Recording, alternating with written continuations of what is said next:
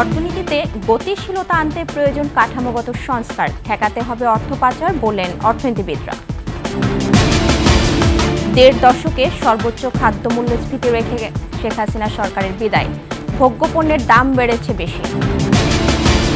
পট পরিবর্তনে যুক্তরাষ্ট্রের হস্তক্ষেপের অভিযোগ সম্পূর্ণ মিথ্যা, দাবি হোয়াইট হাউসের মুখপাত্রের।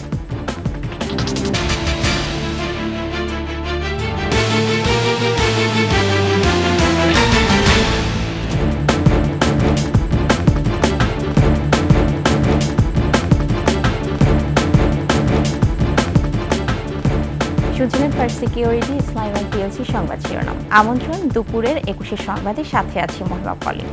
দর্শক, ২১ টেলিভিশনের সংবাদ একই সাথে সরাসরি দেখতে পাবেন আমাদের ফেসবুক পেজ www.facebook.com/2124online। ৬ থেকে ৭ মাসের মধ্যে সামষ্টিক অর্থনীতিতে গতিশীলতা ফেরানো সম্ভব। এক্ষেত্রে কিছু কাঠামোগত সংস্কার জরুরি। ঠেকাতে হবে অর্থ পাচার, নিয়ন্ত্রণে আনতে হবে মূল্যস্ফীতি। একই সাথে ব্যাংক এবং ব্যাংক বহির্ভূত আর্থিক খাত সংস্কারের পরামর্শ দিচ্ছেন অর্থনীতিবিদরা। বলছেন, দেশ গণতান্ত্রিক ধারায় চললে তৈরি হবে বিনিয়োগ বান্ধব পরিবেশ, তখন বাড়বে দেশি বিদেশি বিনিয়োগ। ব্যবসা বাণিজ্য, উৎপাদন ও সেবা খাত হবে গতিশীল, রেমিটেন্স প্রবাহেও আসবে নতুন গতি। তৌহিদুর রহমানের রিপোর্ট। সদ্য ক্ষমতাচ্যুত শেখ হাসিনা সরকারের সীমাহীন লুটপাটে দেশের অর্থনীতি বড় ধরনের চাপের মুখে। ব্যাংক ব্যবস্থা নাজুক অবস্থায়, রিজার্ভ নেমেছে তলানিতে। উচ্চ মূল্যস্ফীতির জাঁতাকলে পিষ্ট সাধারণ মানুষ। ভালো নেই ব্যবসা বাণিজ্য পরিস্থিতিও।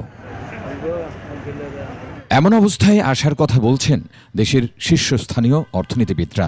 অর্থ পাচার রোধ, ব্যাংকিং খাত সংস্কারের জন্য কমিশন গঠনের পরামর্শ তাদের। স্টক মার্কেটের কথা ধরুন, মাত্র ৮-১০% হচ্ছে জিডিপির এটার ক্যাপিটাল মার্কেট ক্যাপিটালাইজেশন, ভারতে ১২০%। ব্যাংকিং খাত নিয়ে ইমিডিয়েটলি খুব দ্রুতই বিশিষ্ট যারা ব্যাংক সম্পর্কে বোঝেন, যারা সামগ্রিক অর্থনীতি বোঝেন, তাদেরকে নিয়ে ৩-৪-৫ জনের একটা কমিটি করে ফেলা। ব্যবসা বাণিজ্যে তৈরি হওয়া সিন্ডিকেট ভেঙে নৈতিকতা প্রতিষ্ঠার কথা উঠেছে জোরে সোরে। মূল্যস্ফীতি নিয়ন্ত্রণকে অগ্রাধিকার দেওয়ার পক্ষে মত অর্থনীতিবিদদের। মূল্যস্ফীতিকে কমাতে হবে, ইন্টারেস্ট রেটকে কমাতে হবে, কিন্তু অ্যাডমিনিস্ট্রেটিভলি নয়। এটা কমাতে হবে বাজারের মাধ্যমেই কমাতে হবে। ক্রিটিসিজম, সমালোচনা, সেটা যেন যারা শাসনকর্তা তারা যেন শুনতে পায় এবং শোনেন। তাদেরকে যদি স্তব্ধ করে দেওয়া হয়, প্রেসকে যদি স্তব্ধ করে দেওয়া হয়, তাহলে সরকারই কিন্তু ভুল পথে পরিচালিত হয়, যেটা হাসিনার সরকারের একটা গ্লেয়ারিং এক্সাম্পল। দেশ পুরোপুরি স্থিতিশীল ও গণতান্ত্রিক ধারায় ফিরলে তৈরি হবে বিনিয়োগ বান্ধব পরিবেশ, বাড়বে দেশি বিদেশি বিনিয়োগ ও রেমিটেন্স, গতিশীল হবে ব্যবসা বাণিজ্য, উৎপাদন ও সেবা খাত।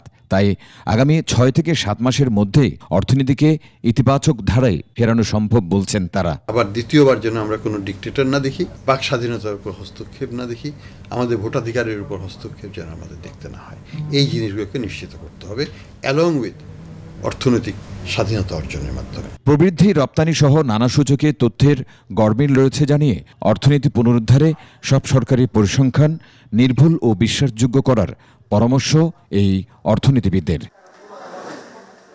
তৌহিদুর রহমান, ২১ টেলিভিশন, ঢাকা। শেখ হাসিনা সরকারের শেষ মাসে দেশের খাদ্য মূল্যস্ফীতিতে রেকর্ড হয়েছে। চলতি অর্থবছরের প্রথম মাস জুলাইয়ে দেশে খাদ্য মূল্যস্ফীতি ছিল ১৪% বেশি, যা ১৩ বছরের মধ্যে সর্বোচ্চ। বাংলাদেশ পরিসংখ্যান ব্যুরোর হালনাগাদ তথ্য বলছে ২০২৪-২৫ অর্থ বছরের প্রথম মাসে সাধারণ মূল্যস্ফীতি দাঁড়িয়েছে ১১.৬৬%, যা আগের মাসে ছিল ৯.৭২%। আর খাদ্য মূল্যস্ফীতি দাঁড়িয়েছে ১৪.১০%, যা গত ১৩ বছরের মধ্যে সর্বোচ্চ। ২০১০-১১ অর্থ বছরে গড় খাদ্য মূল্যস্ফীতি ছিল ১৪.১১%। কোনো স্বৈরাচারী সরকার সারা জীবন মানুষের উপর চেপে থাকতে পারে না, সেটা প্রমাণ করেছে ছাত্র জনতা। কোটা সংস্কার আন্দোলনে আহতদের দেখতে ঢাকা মেডিকেল কলেজে গিয়ে সাংবাদিকদের প্রশ্নে এমন মন্তব্য করেন বিএনপি স্থায়ী কমিটির সদস্য ডক্টর আব্দুল মঈন খান। ছাত্র জনতা তারা প্রমাণ করেছে যে কোনো অন্যায় করে পার পাওয়া যায় না। কোনো স্বৈরাচারী সরকার চিরদিন মানুষের বুকে চেপে থাকতে পারে না, একদিন না একদিন তাকে বিদায় নিতেই হবে। এবং সেই সত্যকে বাংলাদেশের ছাত্র সমাজ পুনঃপ্রতিষ্ঠা করেছে। শেখ হাসিনার ক্ষমতাচ্যুতিতে যুক্তরাষ্ট্র জড়িত নয় বলে জানিয়েছে হোয়াইট হাউস। সোমবার প্রেস ব্রিফিংয়ে সাংবাদিকদের প্রশ্নের উত্তরে হোয়াইট হাউসের প্রেস সেক্রেটারি কারিন জপিয়েরি জানান, শেখ হাসিনাকে ক্ষমতা থেকে সরানোর পেছনে যুক্তরাষ্ট্রের ভূমিকা আছে এমন অভিযোগ মিথ্যা। সেন্ট মার্টিন দ্বীপ ওয়াশিংটনের হাতে তুলে না দেওয়ার কারণে শেখ হাসিনার এমন পরিণতি হয়েছে, এই অভিযোগও অস্বীকার করেন তিনি। বলেন, বাংলাদেশের সরকারের ভবিষ্যৎ দেশের মানুষই নির্ধারণ করেন। We have had no involvement at all. Any reports or rumors that the United States government was involved in these events is simply false. That is not true. This is a choice for and by the Bangladeshi people. We believe that the Bangladeshi people should determine the future of the Bangladeshi government, and that's where we stand. Any allegations, certainly we will continue to say, and I have said here, is simply untrue. নতুন গঠিত অন্তর্বর্তীকালীন সরকারের উপদেষ্টা হিসেবে শপথ নিলেন বীর মুক্তিযোদ্ধা ফারুকী আজম বীর প্রতীক। আজ বঙ্গভবনে তাকে শপথ বাক্য পাঠ করান রাষ্ট্রপতি মোহাম্মদ শাহাবুদ্দিন। এ সময় প্রধান উপদেষ্টা প্রফেসর মোহাম্মদ ইউনুস সহ অন্য উপদেষ্টাদের অনেকেই উপস্থিত ছিলেন। রাষ্ট্রপতি গত 8 আগস্ট পৃথক দুটি আদেশের মাধ্যমে প্রধান উপদেষ্টা ও 16 জন উপদেষ্টাকে নিয়োগ দেন। মন্ত্রিপরিষদ বিভাগ থেকে এটি প্রজ্ঞাপন আকারে প্রকাশিত হয়। পরে ওই দিনই শপথের মাধ্যমে প্রধান উপদেষ্টা ডক্টর মোহাম্মদ ইউনুস ও অন্য 13 জন উপদেষ্টা শপথ নেয়ার মাধ্যমে দায়িত্ব গ্রহণ করেন। গত রোববার দুপুরে অন্তর্বর্তীকালীন সরকারের উপদেষ্টা হিসেবে শপথ নেন বিধান রঞ্জন রায় ও সুপ্রদীপ চাকমা। আজ উপদেষ্টা পরিষদের সবশেষ সদস্য হিসেবে শপথ নিলেন বীর প্রতীক পদবীর মুক্তিযোদ্ধা ফারুকী আজম। তিনি মুক্তিযুদ্ধের নৌ কমান্ডো হিসেবে দায়িত্ব পালন করেন।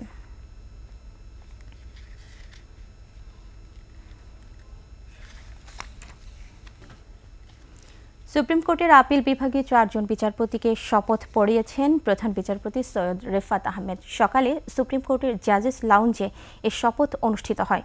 শপথ অনুষ্ঠান পরিচালনা করেন সুপ্রিম কোর্টের রেজিস্ট্রার জেনারেল আজিজ আহমেদ ভূঁইয়া। এর আগে সোমবার রাতে সুপ্রিম কোর্টের আপিল বিভাগে 4 জনকে বিচারপতি হিসেবে নিয়োগ দেন রাষ্ট্রপতি। রাষ্ট্রপতির আদেশক্রমে তাদের নিয়োগ দিয়ে প্রজ্ঞাপন জারি করে আইন মন্ত্রণালয়।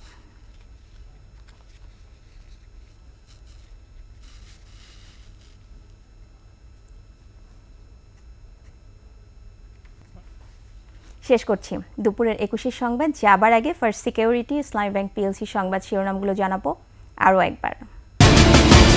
অর্থনীতিতে গতিশীলতা আনতে প্রয়োজন কাঠামোগত সংস্কার, ঠেকাতে হবে অর্থ পাচার বললেন অর্থনীতিবিদরা।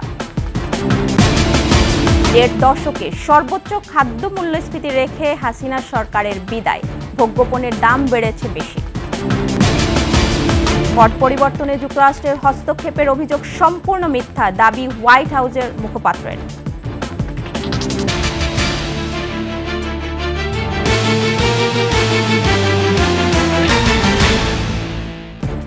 সর্বশেষ খবর জানতে ডায়াল করুন 2021 নম্বরে আর ভিজিট করুন ekushe.com এই ওয়েবসাইটে।